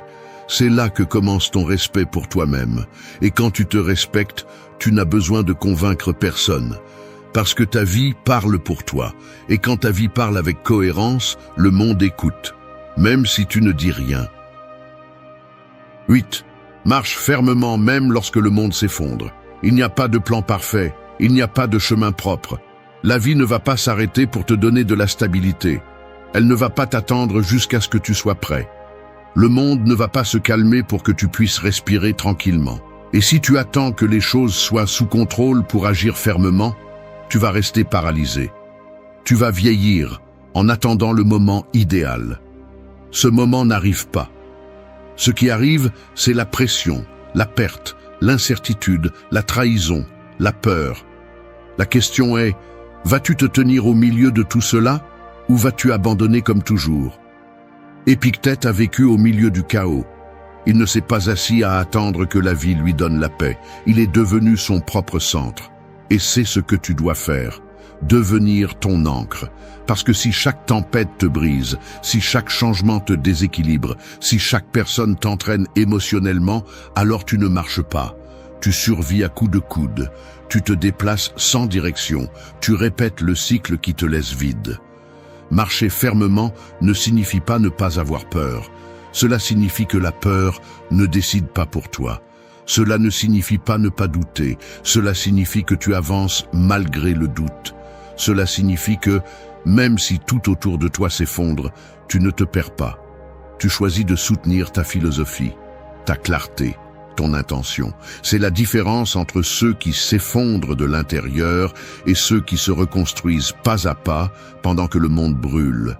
Tu vas perdre des choses, tu vas perdre des personnes, tu vas te tromper, Tu vas affronter des jours gris, tu vas être incompris, critiqué, ignoré. Et ce n'est pas une erreur du chemin, c'est une partie de l'entraînement. C'est ce qui sépare celui qui s'adapte de celui qui coule, celui qui se renforce de celui qui cherche toujours des excuses. Si tu t'effondres chaque fois que quelque chose ne se passe pas comme prévu, alors tu n'as rien compris à tout cela. Parce que ce qui te définit, ce n'est pas le bruit que tu fais quand tout va bien. C'est la fermeté que tu maintiens quand tout s'effondre. Ce scénario n'est pas venu pour te donner de belles phrases. Il est venu pour te mettre devant le miroir, pour te rappeler que ton esprit ne peut plus dépendre du climat émotionnel de chaque jour, que ta paix ne peut pas dépendre de l'attitude des autres, que ton chemin ne peut pas être mis en pause chaque fois que la vie ne coopère pas. Parce que si le monde décide quand tu marches, alors tu n'as jamais été libre. Le message est clair. N'attends pas que le monde change pour commencer à vivre avec caractère. Change-toi. Deviens cette personne qui, même lorsque tout devient incertain, avance avec détermination. Qui, même si elle se brise à l'intérieur, ne quitte pas son centre. Qui ne réagit pas par impulsion, qui ne se traîne pas pour attirer l'attention, qui ne négocie pas ses principes pour s'intégrer. Marcher fermement est la seule chose qui te reste quand tu ne peux plus rien contrôler à l'extérieur. Et si tu peux le faire lorsque tu es seul, lorsque tu es blessé, lorsque tu es perdu, alors rien ni personne ne pourra t'arrêter. Parce que tu ne marches plus pour ce qui se passe, tu marches pour ce que tu es. Et quand tu arrives à ce niveau, tu n'as pas besoin de pousser quelqu'un pour avancer. Ta seule présence ouvre le chemin. Non pas parce que tu cries, mais parce que tu as appris à te tenir quand les autres se brisent. C'est ta véritable victoire. Et elle commence quand tu arrêtes de demander la permission de marcher. Quand peu importe ce qui se passe là-bas, tu choisis de rester debout, avec la tête haute et avec l'esprit intact. Quand une personne se brûle, elle ne crie pas toujours. Parfois, elle reste simplement immobile, en silence, parce qu'elle comprend qu'aucun son ne peut éteindre le feu qui a déjà ravagé son intérieur. C'est ainsi que se manifeste la trahison émotionnelle. Elle ne provoque pas toujours des larmes visibles ou des discussions interminables. Parfois, elle éveille simplement une décision silencieuse, celle de partir sans se retourner. Beaucoup croient que celui qui se tait perd. Mais celui qui s'éloigne en silence, alors qu'il aurait pu crier, humilier ou chercher des explications, démontre que sa valeur n'est plus dans ce qu'il ressent, mais dans ce qu'il décide de ne pas permettre. Le silence devient une sentence, une limite, une vérité qui désarme plus que n'importe quel mot. Cette vidéo ne vient pas pour te consoler avec des phrases vides. Elle vient pour te donner une perspective, une stratégie et de la force. À partir de la pensée stoïcienne, de la psychologie émotionnelle et d'une vision spirituelle profonde, nous allons te rappeler que le silence n'est pas une faiblesse. C'est la maîtrise de soi, c'est du courage, c'est de la sagesse et surtout c'est du pouvoir. Quand une personne intègre part sans faire de scandale, elle laisse une empreinte que personne ne peut effacer, parce qu'il n'y a pas de punition plus profonde pour celui qui trahit que de faire face à l'écho de sa culpabilité sans avoir quelqu'un à blâmer. Et c'est là que le silence devient un miroir. Tu ne dis rien, mais tu montres tout. Reste, parce que ces 8 leçons stoïciennes ne sont pas des théories. Ce sont des armes pour celui qui ne veut plus perdre d'énergie à expliquer l'inexplicable. Ce sont des principes pour celui qui décide de guérir sans vengeance, de s'éloigner sans haine et de se reconstruire dans le calme. Et si tu as déjà été trahi, ce sera ton nouveau langage, un langage sans cri, mais avec des conséquences. 1. Retire-toi en silence et laisse le poids de leur conscience les détruire. Un tremblement de terre ne prévient pas. Il secoue simplement. Il en va de même pour les décisions qui changent tout sans faire de bruit. Quand quelqu'un te trahit, attends-toi au chaos. Il attend ta réaction, il a besoin de la voir, parce que plus tu fais de bruit, plus il lui sera facile de se justifier. Mais si tu pars en silence, sans réclamation, sans larmes publiques, sans lui donner le spectacle qu'il cherchait, tu le laisses avec la seule chose qu'il ne peut pas contrôler, sa propre conscience. Il n'y a pas de poids plus corrosif que celui d'une culpabilité qui ne trouve pas de réponse. Quand tu pars sans dire un mot, tu ne fuis pas. Tu lances une bombe invisible. Parce que ton absence n'est pas de l'indifférence, c'est la conséquence finale d'une trahison qui ne peut plus être renversée. Et quand cette personne réalisera qu'il n'y aura plus de message, plus d'explications, plus de réclamations, seulement du vide, elle commencera à affronter quelque chose qu'elle ne sait pas gérer, l'écho de ses actes. Le stoïcisme ne te demande pas de ne pas ressentir. Il te demande de maîtriser ton impulsion, de ne pas réagir à partir de la blessure, mais à partir de la clarté. Et dans ce cas, se retirer en silence n'est pas se rendre, c'est s'élever. C'est te mettre au-dessus d'une situation qui ne mérite plus rien de toi. C'est fermer la porte fermement, sans avoir besoin de claquer. Psychologiquement, celui qui trahit a besoin de s'accrocher à une version déformée de l'histoire. Si tu cries, réagis et fais du scandale, tu lui donnes des arguments. Mais si tu pars sans plus, tu le laisses pris dans son propre jugement, dans ses propres silences, dans sa propre culpabilité. Et là, dans cette prison invisible, tu n'as plus rien à faire. Juste continuer ta vie. Ce n'est pas facile, parce que ça fait mal. Parce qu'une partie de toi veut des réponses, veut de la justice, veut lui faire comprendre tout ce qui t'a détruit. Mais c'est ce que ton ego veut, pas ton âme. Ton âme veut juste la paix. Et la paix ne se négocie pas avec celui qui t'a trahi.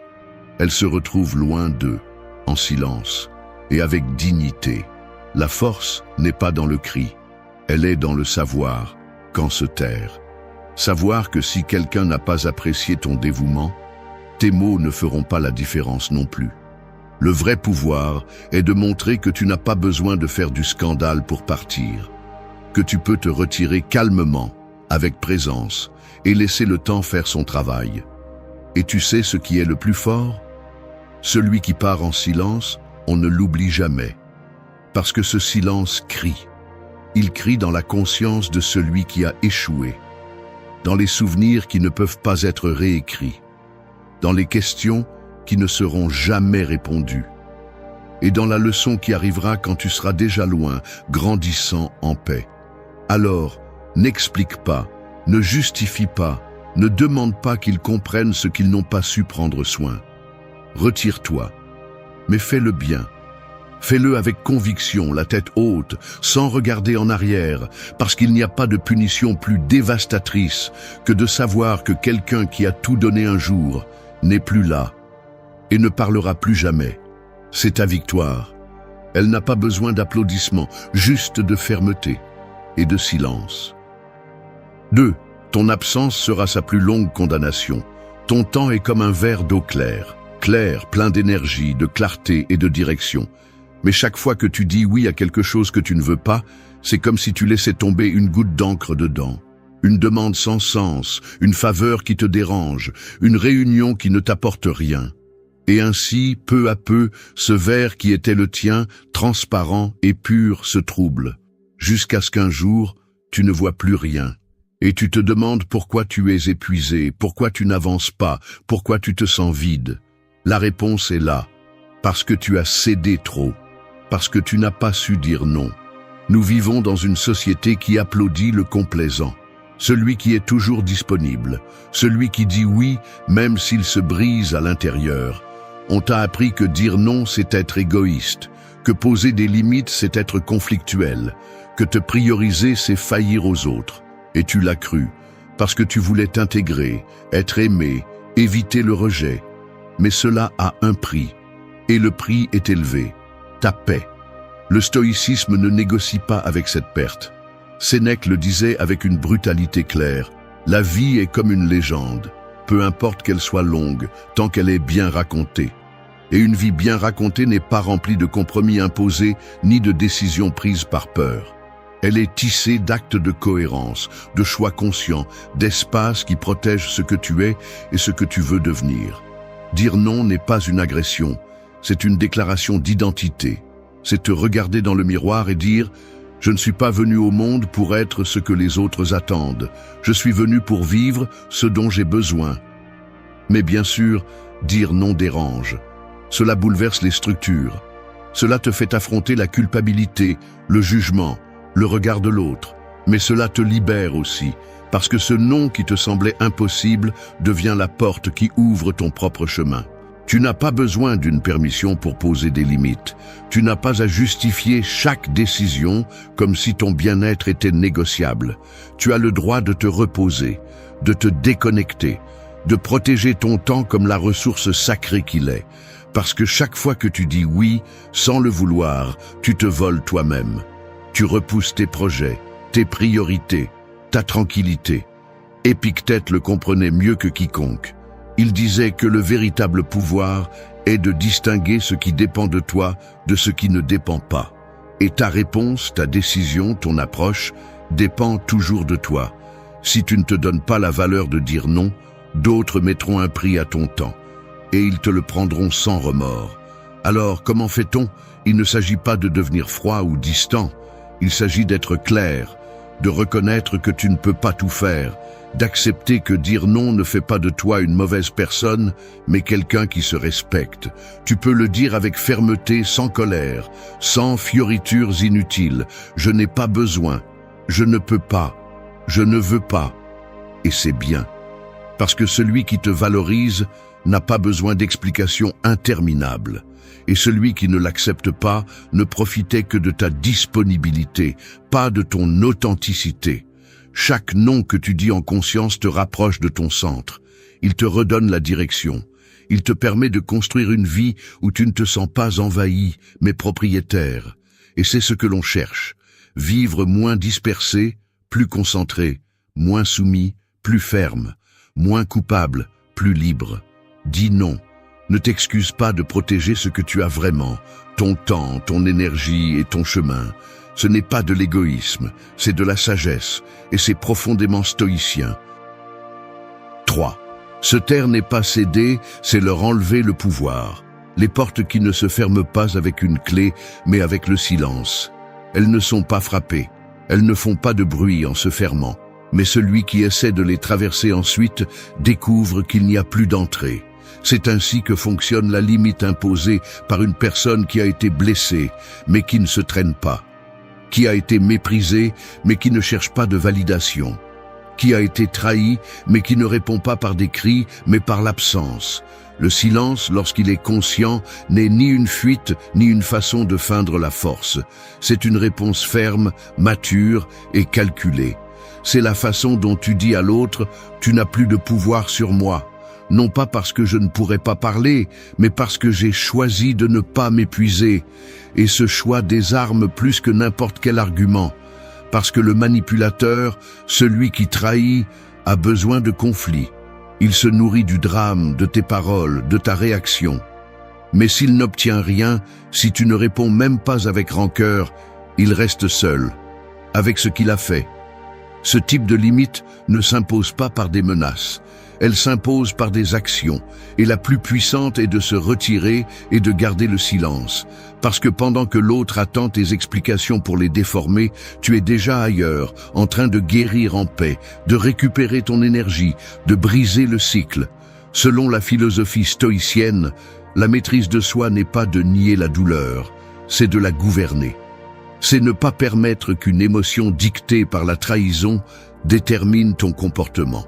C'est reconnaître que tout ne mérite pas une réponse et que parfois le plus grand acte d'amour-propre est de ne rien dire.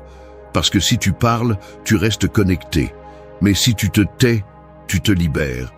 Et c'est la différence entre guérir et rester attaché. Psychologiquement, celui qui attend une réaction et ne l'obtient pas commence à se déstabiliser. Le silence devient une sorte de reflet qui montre ce qu'ils ne veulent pas voir, qu'ils n'ont plus aucun pouvoir sur toi. Et le plus fort n'est pas ça, c'est que tu n'as pas non plus besoin qu'ils comprennent. Tu as juste besoin d'être en paix avec toi-même. Ne confonds pas ton silence avec la faiblesse, ne l'interprète pas comme si tu fuyais, parce que tu sais ce que tu fais. Tu mets en place une barrière invisible mais définitive. Tu dis sans mots que tu ne comptes plus participer à un jeu émotionnel où tu étais le seul à perdre. Et cette décision n'a pas besoin de témoins ni de justification. Elle a juste besoin de cohérence. Chaque fois que quelqu'un cherche ta réaction et ne la trouve pas, il comprendra qu'il ne fait plus partie de ton histoire. Et toi, pendant ce temps, tu auras gagné quelque chose de plus précieux que n'importe quelle confrontation. Tu auras repris ton contrôle. Parce que le silence est parfois la seule façon de fermer des portes sans se salir les mains. La seule façon de poser des limites sans dire un mot. Le véritable pouvoir est de ne pas te laisser entraîner au niveau de celui qui t'a blessé. De ne pas tomber dans les provocations, de ne pas donner d'importance à celui qui ne la mérite plus, parce qu'à la fin, celui qui sait qui il est et combien il vaut n'a pas besoin de le crier, il a juste besoin de s'éloigner, en silence complet, et de fermer cette porte fermement, sans haine, sans drame, mais avec une clarté qui résonne à l'intérieur de celui qui est resté dehors. 4. Ne réagis pas. Laisse son chaos s'effondrer sans ton énergie. Un feu sans oxygène ne grandit pas, il s'éteint. Et il y a des personnes qui fonctionnent de la même manière. Elles ont besoin de ton attention, de ta colère, de ta réaction pour maintenir allumée la flamme du conflit. Mais si tu décides de ne pas répondre, de ne pas donner d'explication, de ne pas alimenter le feu, leur chaos se consume seul. Parce que sans quelqu'un à blâmer, à manipuler ou à provoquer, leur jeu s'effondre. Quand quelqu'un te trahit ou te fait du mal, la réaction logique serait de répondre, de dire ce que tu ressens, d'exiger des réponses. Mais le logique n'est pas toujours le sage. Et du point de vue stoïcien, il n'y a pas de plus grande preuve de force que de ne pas réagir à ce qui cherche précisément cela, ta faiblesse. Parce que celui qui trahit attend souvent ta colère pour justifier sa trahison, attend ta douleur pour soulager sa culpabilité, attend ta voix pour déformer tes paroles. Et toi, en le comprenant, tu peux prendre une décision différente. Ne pas entrer, ne pas expliquer, ne pas porter ce qui n'est pas à toi. L'esprit humain veut fermer des cercles, comprendre, donner une logique à ce qui a fait mal. Mais tout ce qui fait mal ne mérite pas d'être compris. Certaines personnes ne sont pas des énigmes que tu dois résoudre, ce sont des charges que tu dois lâcher. Et pour les lâcher, il ne faut pas une bataille, il faut une coupure nette. Le silence, non pas comme punition, mais comme protection. Parce que chaque mot que tu donnes à celui qui n'a pas l'intention d'écouter est une partie de ton énergie que tu perds, et tu es en train de la récupérer. D'un point de vue psychologique, toute personne manipulatrice se nourrit du désordre qu'elle provoque. Et quand elle remarque qu'elle ne peut pas te secouer, que tes émotions ne sont pas perturbées, que tu n'es plus disposé à entrer dans sa narration, elle est confrontée à ce qu'elle craint le plus, son propre reflet. Ton absence de réaction devient un miroir sans distorsion. Et ça fait mal, parce que ça laisse sans excuse, sans justification, sans pouvoir. Ce n'est pas de l'indifférence, c'est une stratégie émotionnelle. C'est savoir que ta paix n'a pas de prix et que la donner à quelqu'un qui veut juste te voir tomber est un acte d'auto-abandon. Il ne s'agit pas d'agir avec froideur, mais avec intelligence émotionnelle. De ne pas te mettre au niveau du chaos, mais de l'observer de l'extérieur sans l'absorber. Le stoïcien ne participe pas aux batailles qui ne mènent nulle part, parce qu'il comprend que chaque fois qu'il entre dans le conflit de quelqu'un d'autre, il perd un peu de lui-même. C'est pourquoi il choisit qu'en parler est plus important encore qu'en se taire, parce que le silence, lorsqu'il naît d'une compréhension profonde, n'est pas vide, c'est de la clarté. Et tu as besoin de clarté pour avancer. Pas de confusion, pas de bruit, pas de réaction impulsive. Chaque provocation que tu ignores est une victoire sur toi-même. Chaque fois que tu décides de ne pas répondre à la blessure par plus de douleur, tu gagnes en contrôle. Non pas pour plaire à l'autre, mais pour prendre soin de ton esprit, de ton cœur, de ton énergie. Parce que la vraie croissance n'est pas d'avoir le dernier mot, mais de savoir quand ne dire aucun. Et viendra le moment où l'autre s'effondrera sous le poids de son propre désordre. Non pas parce que tu as fait quelque chose, mais parce que tu as cessé de le faire, parce que tu as retiré ton attention, ta présence, ton énergie. Et dans cet acte de non-participation, tu te libères et le chaos perd de sa force. C'est ainsi qu'on gagne une bataille sans lever le petit doigt. C'est ainsi qu'on vainc sans combattre. 5. Reconstruis ta paix, loin de ceux qui ont célébré ta chute. Perdre tout révèle ce que beaucoup cachent derrière leur fausse empathie. Il suffit de toucher le fond pour découvrir qui était vraiment avec toi et qui était seulement proche par commodité, par convenance ou par ego. Certains ne t'ont pas poussé directement, mais ils n'ont rien fait non plus quand ils t'ont vu tomber. Et le plus cruel est que, au fond, ils étaient heureux que tu trébuches. Parce qu'ainsi, tu ne brillais plus autant, tu ne menaçais plus leur médiocrité, tu ne les obligeais plus à faire face à leur propre manque de progrès. Rester près de personnes comme ça est un acte silencieux d'auto-trahison. C'est comme essayer de se reposer sur un champ de bataille. Ça ne sert à rien. Tu ne te reconstruis pas là où tu as été renversé avec des applaudissements déguisés en soutien. Tu ne fais plus confiance à ceux qui t'ont seulement embrassé après avoir vérifié que tu ne représentais plus une menace. Ta paix a besoin d'autres fondations. Ta nouvelle version ne peut pas cohabiter au même endroit où ils ont célébré ta version brisée. De la philosophie stoïcienne, l'environnement a un poids qui ne peut être ignoré. Sénèque l'a bien dit. Le sage prend soin de ce qu'il laisse entrer dans son âme, tout comme ce qu'il permet près de sa vie. T'entourer d'ombre pendant que tu cherches la lumière ne fait que retarder ton chemin. C'est pourquoi s'éloigner n'est pas un acte d'arrogance, c'est une déclaration de respect pour ton propre processus. La psychologie le soutient également. La régénération émotionnelle a besoin de sécurité. Et si l'atmosphère reste chargée de cynisme, de sarcasme déguisé en humour, de comparaison, d'envie passive ou d'indifférence camouflée en maturité, ton système nerveux le détecte. Tu ne peux pas le tromper. Ton corps, ton esprit, ton âme, tous savent que rester là te coûte plus que ce que tu gagnes.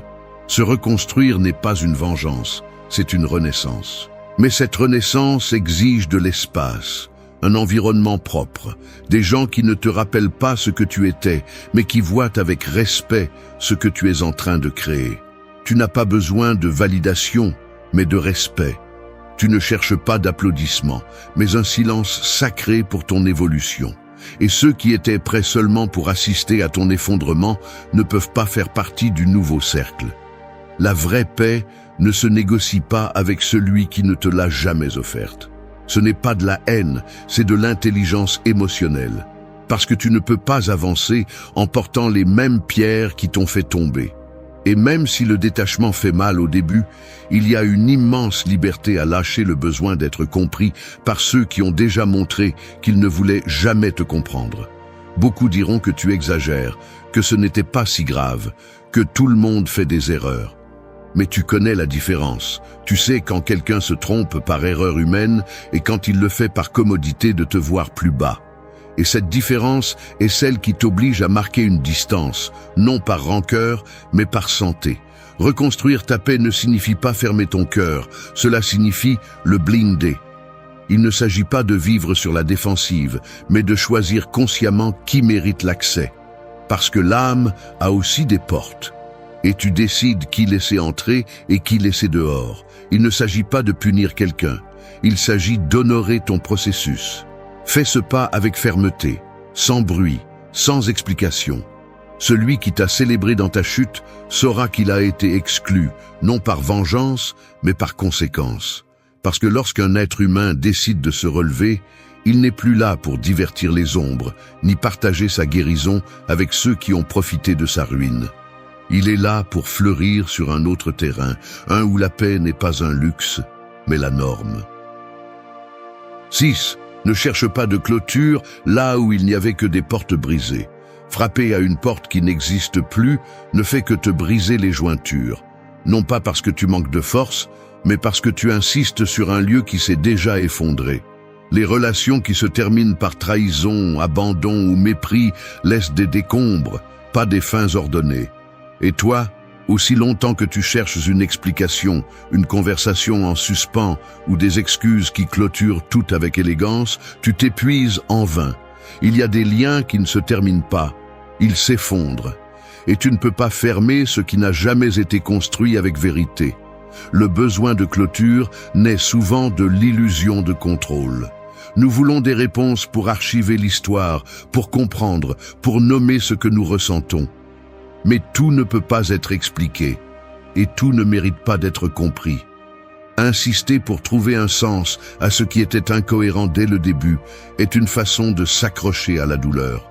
Non pas parce que tu le veux, mais parce que tu penses qu'il y a encore quelque chose à sauver. Et la vérité la plus dure, mais aussi la plus libératrice, est qu'il n'y a parfois rien. Du point de vue stoïcien, tu n'as pas besoin que tout s'emboîte parfaitement pour lâcher prise. Le sage n'attend pas que la vie lui donne des explications. Il observe les faits, accepte la réalité et agit en conséquence. Si quelqu'un est parti sans regarder en arrière, si quelqu'un t'a menti en te regardant dans les yeux, si quelqu'un a détruit ce que tu prenais soin d'eux, alors pourquoi continues-tu à essayer de construire une version pacifique d'une histoire qui a été une guerre dès le début? Ce n'est pas ton travail de donner de la cohérence aux actions de quelqu'un d'autre. Tu n'as pas besoin de justifier ses décisions, ni de trouver une logique à ce qui était clairement un manque de courage. Parfois, l'autre ne part pas parce qu'il est courageux, mais parce qu'il est incapable de faire face aux conséquences de ses actes. Et dans cet abandon déguisé en fin, tu continues à attendre une conversation qui n'arrivera jamais. La psychologie le confirme. Chercher une clôture chez celui qui t'a blessé est souvent une tentative désespérée d'éviter le deuil réel. Parce qu'accepter que tu n'auras pas cette conversation, ce « je suis désolé », cette dernière étreinte, signifie aussi accepter que tu as été remplacé, ignoré ou trahi sans raison. Et ça fait mal. Mais c'est cette douleur que tu dois traverser pour enfin te libérer.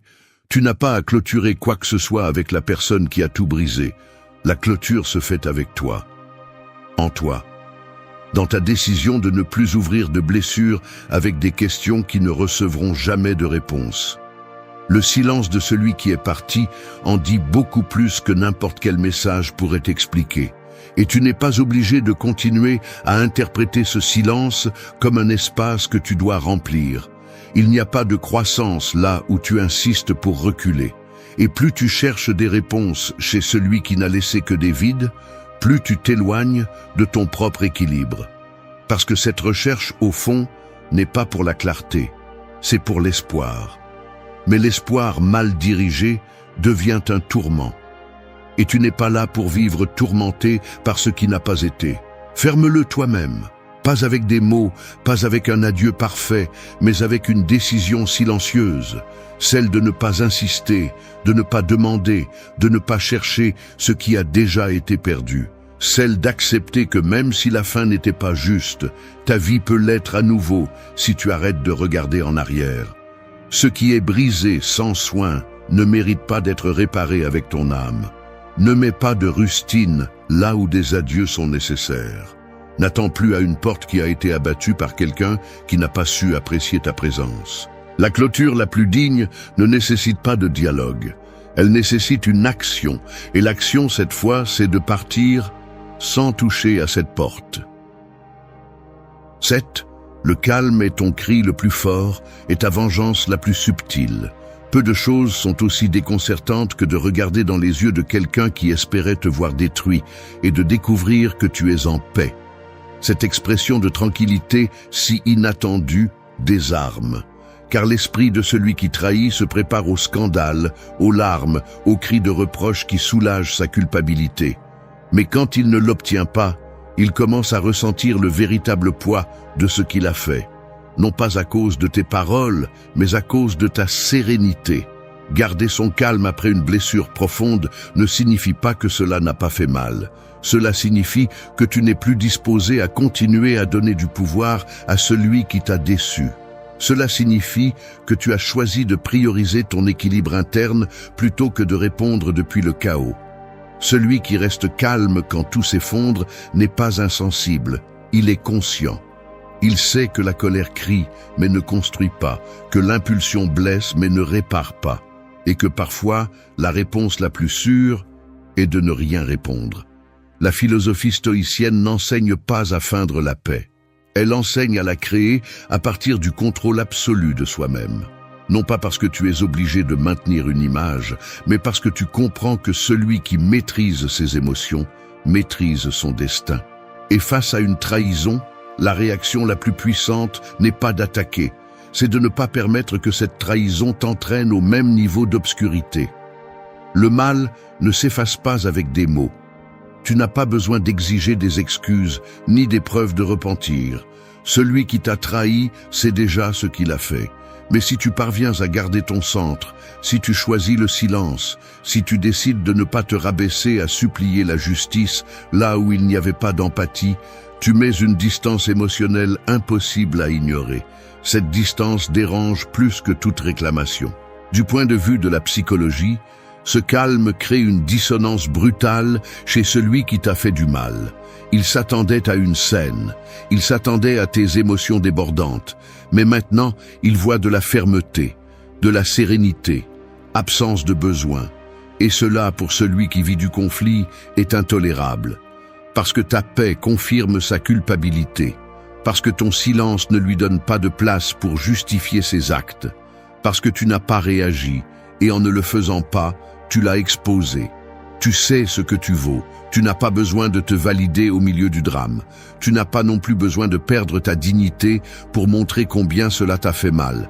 Parce que tu as déjà appris que crier n'est pas guérir, que discuter n'est pas guérir, que gagner le dernier mot n'est pas guérir. Guérir, c'est respirer, faire demi-tour et ne pas revenir. Guérir, c'est se taire sans rien cacher, simplement parce que tu as compris que ton énergie est sacrée, qu'ils se souviennent de leur propre conscience, pas de tes paroles, qu'ils te regrettent pour la paix qu'ils n'ont plus maintenant, qu'ils pensent à toi chaque fois qu'ils essaient de justifier leurs décisions et qu'ils n'y parviennent pas, parce que celui qui agit avec calme ne le fait pas pour punir, il le fait pour se libérer, pour briser le cycle, pour terminer l'histoire avec dignité. Garde ton silence, marche sans bruit, respire profondément chaque fois que ton orgueil veut parler, parce que chaque fois que tu choisis l'autocontrôle, tu fais un pas de plus vers ta liberté. La vengeance ne se sert plus froide, elle se sert tranquille, avec un esprit clair, une âme légère et une présence qui, bien qu'elle ne dise rien, dit tout. 8. Ne retourne pas là où tu as appris à vivre sans être compris. Retourner à un endroit où tu as été ignoré, où ta voix n'a jamais été entendue, où ton essence a été traitée comme trop ou pas assez, c'est comme essayer de respirer dans un espace qui a déjà consommé tout ton oxygène. Peu importe combien tu essaies, tu auras toujours l'impression qu'il manque quelque chose. Parce que ce qui manquait n'était pas l'amour, c'était la compréhension. Et quand une âme n'est pas comprise, elle commence à s'éteindre peu à peu jusqu'à ce qu'elle se rende compte qu'elle n'a pas besoin de convaincre qui que ce soit pour briller. Demander à être compris n'est pas une faiblesse, c'est un besoin humain.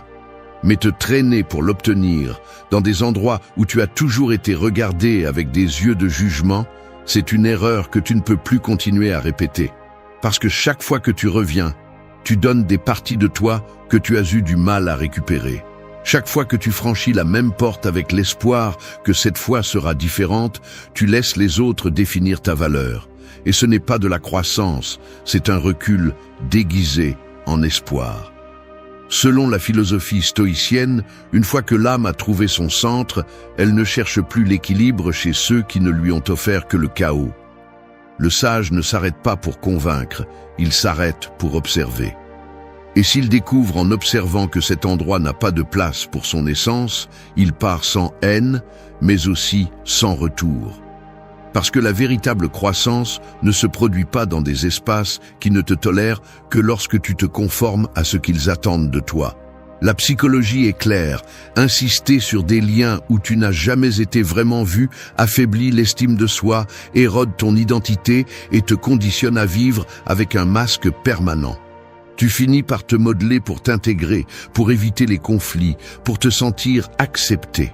Mais cette acceptation qui exige que tu cesses d'être toi n'est pas de l'acceptation, c'est de l'annulation. Tu n'es plus là pour supplier qu'on te comprenne. Tu n'es pas là pour rester silencieux pendant que les autres interprètent ton silence comme une faiblesse. Tu n'es pas là pour expliquer encore et encore ta sensibilité, ton intensité, ta façon de ressentir. Tu as appris à vivre avec toi-même, à t'écouter, à te soutenir.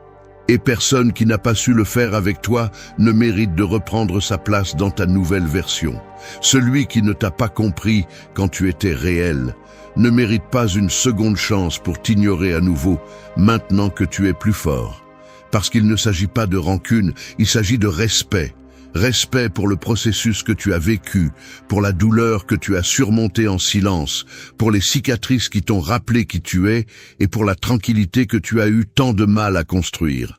Fermer des portes n'est pas de l'amertume, c'est de la clarté. C'est comprendre que si un endroit ne savait pas te valoriser quand tu étais brisé, il le fera encore moins maintenant que tu es entier.